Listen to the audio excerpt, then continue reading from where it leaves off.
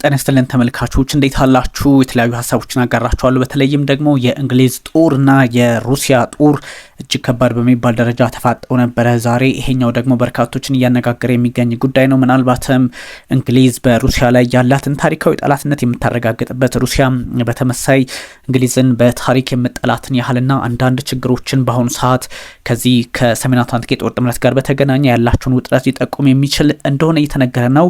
የእንግሊዝ ጦር የዩናይትድ ኪንግደም ማለት ነው ሰኔ 14 ቀን ዛሬ 2026 ላይ በፈረንጆቹ አቆጣጠር ማለት ነው ወይም ደግሞ ዛሬ እሁድ በእንግሊዝ ቻናል እንግሊዝ ቻናል በሚባለው በኩል ሲያልፍ የነበረ አንድ የሩሲያ የነዳጅ ጫኝ መርከብ ነው። ሻዶ ፍሊት ይባላል ወይም ደግሞ ስሙ ሲመርቶስ ይባላል።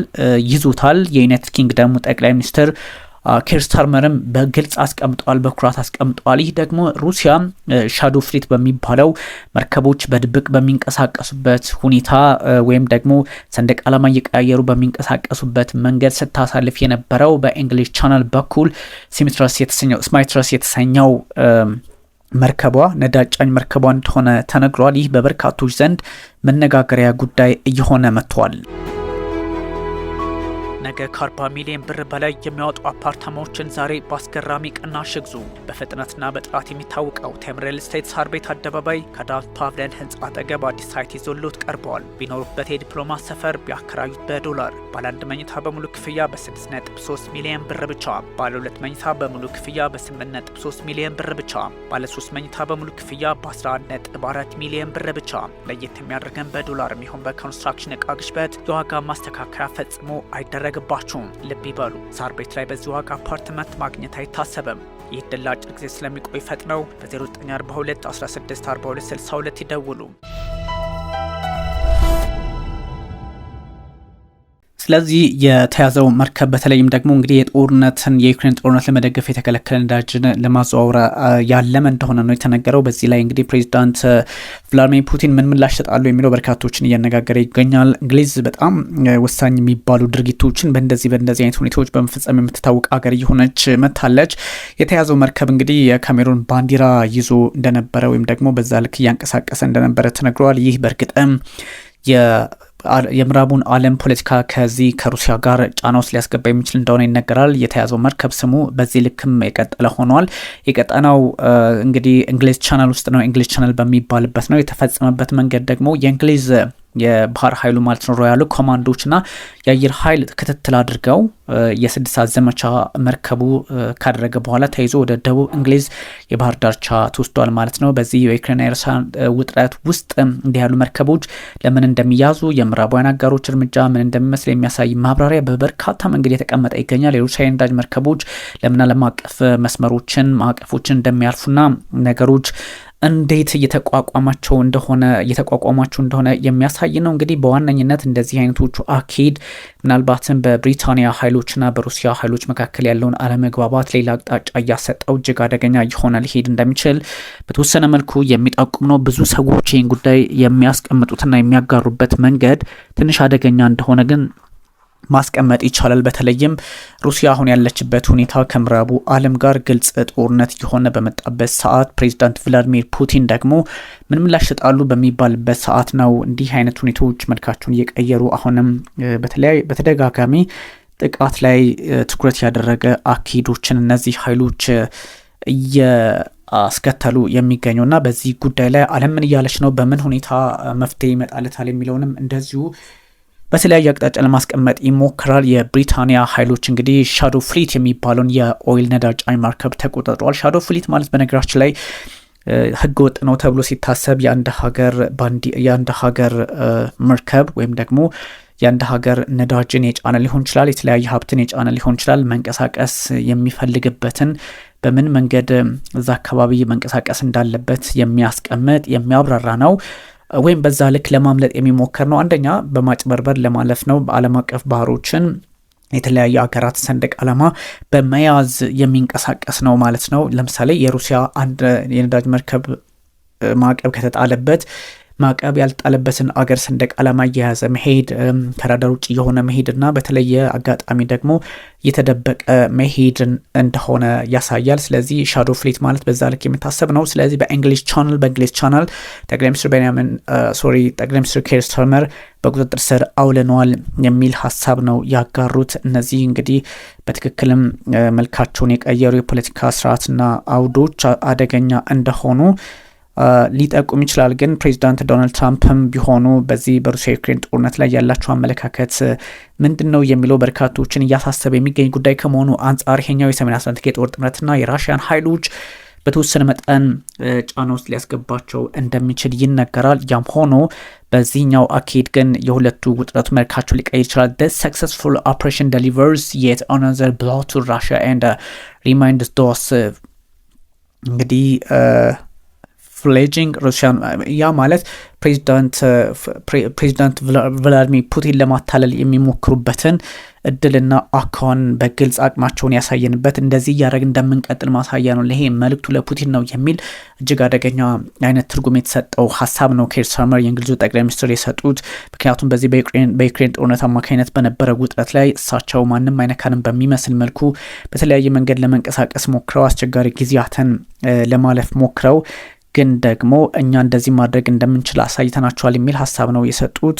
ስለዚህ የነ ኬር ስታርመር ሀሳብ በምን መንገድ ይጠቃልላል? እነ ኬር ስታርመር እስከ መቼና እስከምን በዚህ አቋማቸው ላይ ጠንክረው ይቀጥላሉ የሚለው እንዳለ ሆኖ ግን አንዳንድ ጉዳዮች አሁንም አሳሳቢ መሆናቸውን በግልጽ ያስቀመጠ ሆኗል። እነ ፕሬዚዳንት ቭላዲሚር ፑቲን ምላሻቸው ምን እንደሆነ ይታያል። እንግዲህ ከዚህ በኋላ እኛን በዚህ ልክ ጫና ውስጥ ለማስገባት የሚሞክር ኃይል ካለ ወዲያውኑ ዋጋውን ያገኛል፣ ወዲያውኑ ዋጋውን ሰጠዋለን የሚል ሀሳብ ነው እንደዚህ እንግዲህ ያጋሩት የሩሲያው ፕሬዚዳንት ቭላዲሚር ፑቲን ታሳቢ በማድረግ የእንግሊዙ ጠቅላይ ሚኒስትር ኬር ስታርመር። እናም እንደዚህ አይነት ጉዳዮች ምናልባትም በእንደዚህ አካባቢ በዚህ ሁኔታ ላይ ያለችውን ዓለም ጫና ውስጥ ሊያስገባት እንደሚችል ታሳቢ ይደረጋል። ግን ደግሞ እነ ፕሬዚዳንት ዶናልድ ትራምፕም የአሜሪካው ማለት ነው በጉዳዩ ላይ የተለየ ትርጓሜ እየሰጡ የሚያደርጓቸውን እንቅስቃሴዎችም እንደዚሁ ማየት ያስፈልጋል። ግን አንዳንዶቹ እጅግ ውስብስብ የሆኑ ለመፍትሄ አዳጋች የሆኑ የመጡ ናቸው። የእንግሊዝና ሩሲያ አሁናዊ ውጥረት ግን እጅግ አደገኛና ምናልባትም ዓለም በቀላሉ ልትቆጣጠረው የማትችለው አይነት ሊሆን እንደሚችል ይነገራል። ከዚህ በኋላ ዩክሬንን እያጠቁ እኛ በዚህ አካባቢ እንዲንቀሳቀሱ አለማንም አንፈቅድም የሚል አቋማቸውን ነው ያስቀመጡት። የዩናይትድ ኪንግደም የሚኒስትሪ ኦፍ ዲፌንሱ ማለት ነው መከላከያ ኮንፈርምድ ይህን አረጋግጧል። ዛሬ እንደተያዘ እሁድ ማለት ነው ስማርቶስ ወይም ስሚቶስ ይባላል መርከቡ ሳይድ ታንከር ሴሊንግ አንደር ያው ቅድም እንደነገርኳችሁ በካሜሩን ሰንደቅ ዓላማ የሚንቀሳቀስ ነበረ። እኛ ግን በቁጥጥር ስር አውለነዋል የሚል ሀሳብ ነው የሰጡት። ስለዚህ እንደዚህ አይነት ጉዳዮች ምናልባትም አስቸጋሪ ጊዜያትን ሩሲያ ልታሳልፍ እንደምችልም ያሳያል ማለት ነው። ሮያል ማሪን ኮማንድ የአገሪቱ ጦር ሮያል ማሪን የሚባለው የንጉሳዊ የባህር ኃይል ኮማንዶዎች ወይም ደግሞ ሮያል ማሪን የሚባለው ኮማንዶዎች ናሽናል ክራይም ኤጀንሲ ብሔራዊ የወንጀል ድርጅቱ ወይም ኤጀንሲው አንድ ላይ በመሆን ነው ይሄን ነገር ያደረጉ። ስለዚህ በመተባበር ጫናውን ለመቆጣጠር ሞክረዋል። እንግዲህ በማለፊያ ላይ በቺኑክ ሄሊኮፕተር አማካኝነት ሌሎች ተዋጊ ኤርክራፍቶችንን በመጠቀም በዚህ አካባቢ እንዳትንቀሳቀስ ለመያዝ ተሞክረዋል። ዳን ጃርቪስ የመከላከያ ሚኒስትር መግለጫ በዚህ ልክ አረጋግጧል ማለት ነው። ሩሲያ ሪላይስ ኦን ሻዶ ፍሊት ሩሲያ በዋነኝነት የተጎዳውን ኢኮኖሚዋን እየደገፈች ያለችው በዚህኛው ነው ማለት ነው። በዚህ ከዩክሬን ጦርነት ጋር በተገናኘ ኢኮኖሚዋን እየደገፈች የምትገኘው በዚህ በሻዶ ፍሊት ወይም ደግሞ በብላክ ፍሊት ነው። ይሄኛው እንግዲህ የፑቲን ህገወጥ ጦርነትን የሚያረጋግጥ ነው ተብሏል። ኬር ስታርመር በቀጥታ የጻፉት in the early hours of this morning I directed our armored force to intercept a shadow fleet all tanker attempting to pass through the English Channel. The successful operation delivers yet another blow to Russia and remind those feeling parents war in Ukraine that we will not show more ብለው ሀሳባቸውን ሰጥተዋልና ይሄኛው ትንሽ በኤክስ ገጻቸው ላይ ያስቀመጡት ጽሁፍ ነው ያስነበብኩላችሁ። ለፕሬዚዳንት ቭላዲሚር ፑቲን በግልጽ የተሰጠ ነው። ስለዚህ ኖርማል እንግዲህ በሁኔታዎቹ ላይ ያለውን የፖለቲካ አውደ ወይም ደግሞ አንዳንድ አስቸጋሪ ጊዜያትን ዓለም እያስተናገደች ባለችበት ሰዓት በእንደዚህ ሁኔታ ሁለቱ ኃይላት ሰጣ ገባ ውስጥ መግባታቸው የሚያሳየው በእርግጥም አንዳንድ አስቸጋሪ ጊዜያት ሊኖሩ እንደሚችሉ በፖለቲካም ቢሆን መፍትሄ ለማምጣት አደገኛ የሆኑ አካሄዶች እንዳሉ ስለሚያሳይ እንደሆነ ተነግረዋል። በዋነኝነት ግን የፈረንሳይ የዩናይትድ ኪንግደም የባህር ኃይሎች ከዚህ ቀደም የትራንስፖርት ዩኬ በመተባበር ማለት ነው ሌላ ኦይል ታንከርን ወይም ነዳጅ ታንከርን መመለሳቸው ይታወሳል። ሰስፔክትድ ቢንግ ፓርት ኦፍ ዘ ሻዶ ፍሌት ኤንድ ፎርስሊ ሴሊንግ አንደር ዘ ካሜሮኒያን ፍላግ ፍሬንች አውቶሪቲስ ከዚህ ቀደም ያው እንደምታውቁት በህገ ወጥ ነው በካሜሮን ፍላግ አማካኝነት ለመንቀሳቀስ ሙከራ ተደረገ እንጂ የሚል ሀሳብ ነው የተሰጠውና ምንድነው የሚለውን ለማየትም ያስፈልጋል። ከዚህ በፊት ጥር ላይም የፈረንሳይ ኃይሎችም ተመሳሳይ እርምጃ ወስደው ነበረ የሩሲያ ታንከር ላይ ማለት ነው። ብዙ ነገሮች አስቸጋሪ እንደሆኑ ግን ታሳቢ ማድረግ ያስፈልጋል። ብዙ ጉዳዮች ሄድ መለስ ሊሉ ይችላሉ። አንዳንዶቹ በቀላሉ ታዩ ይችላሉ። አንዳንዶቹ ደግሞ እጅግ አስቸጋሪ ነው።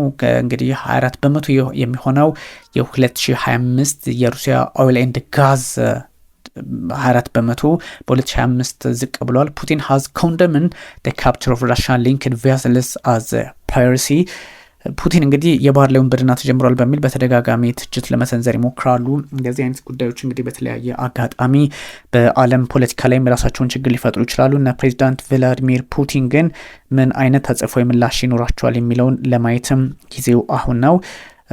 በአንዳንድ ሁኔታዎች ላይ ግን አስቸጋሪ ሁኔታዎች ቢፈጠሩ እዚህ ጋር ያሉ ነገሮችን በምን መንገድ መፍትሄ እንሰጣቸዋለን የሚለውንም ታሳቢ ለማድረግና አንዳንድ ሁኔታዎችን ለመቆጣጠር የነ ፕሬዚዳንት ቭላዲሚር ፑቲንም መግለጫ እንደዚሁ አብሮ ይታያል። ግን አንዳንድ ሁኔታዎች አሁንም ውስብስብ አደገኛ የሆኑ መሄዳቸውን በግልጽ የሚጠቁሙ መረጃዎች መውጣታቸውን ቀጥለዋል። በዋነኝነት በዓለም የፖለቲካ ስርዓት ላይ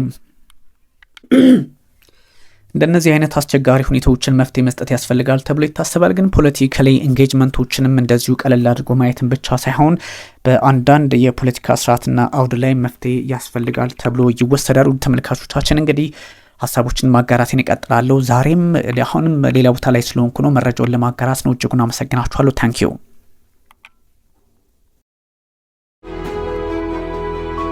ነገ ከ40 ሚሊዮን ብር በላይ የሚያወጡ አፓርታማዎችን ዛሬ በአስገራሚ ቅናሽ ይግዙ። በፍጥነትና በጥራት የሚታወቀው ቴም ሪል ስቴት ሳር ቤት አደባባይ ከዳቭ ፓቭሊየን ህንፃ አጠገብ አዲስ ሳይት ይዞልዎት ቀርበዋል። ቢኖሩበት የዲፕሎማ ሰፈር ቢያከራዩት በዶላር ባለ 1 መኝታ በሙሉ ክፍያ በ6.3 ሚሊዮን ብር ብቻ፣ ባለ 2 መኝታ በሙሉ ክፍያ በ8.3 ሚሊዮን ብር ብቻ፣ ባለ 3 መኝታ በሙሉ ክፍያ በ11.4 ሚሊዮን ብር ብቻ። ለየት የሚያደርገን በዶላር የሚሆን በኮንስትራክሽን እቃ ግሽበት የዋጋ ማስተካከያ ፈጽሞ አይደረግም።